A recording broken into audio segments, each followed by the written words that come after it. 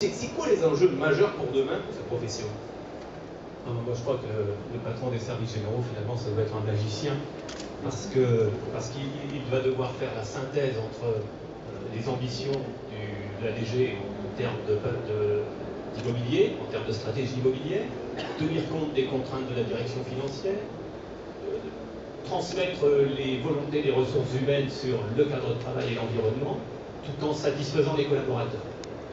Donc là, je crois qu'il faut y ajouter derrière une capacité à arbitrer aussi et une capacité à entraîner des hommes pour réaliser au quotidien la synthèse entre toutes ces demandes qui peuvent être quelquefois un peu contradictoires.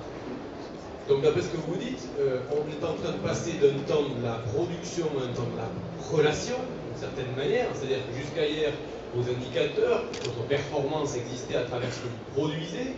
Et on voit bien que vous êtes au cœur des relations avec la direction générale, au cœur des relations avec les partenaires sociaux, avec les collaborateurs, avec les clients externes et avec les nouveaux partenaires qui s'ouvrent. Or, on sait bien que les temps de production et les temps de relation ne sont pas juxtaposables. Donc, François de Latouche, dans ce contexte-là, ça devient très compliqué pour un patron de services généraux. Ça n'a jamais été simple, mais ça ne se simplifie pas, ça c'est clair. Oui, on est soumis à plein de forces contraires, vous l'avez tous dit.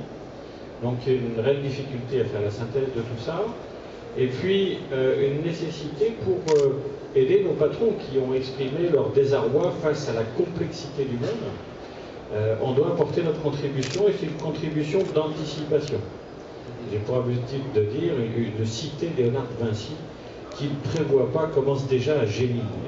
Et chez nous, c'est plus vrai que jamais. On a eu traditionnellement un fonctionnement très pompier, très réactif. Ça a ses limites, parce que si vous êtes que dans du réactif, les ennuis s'accumulent et votre réaction devient de plus en plus compliquée à réaliser.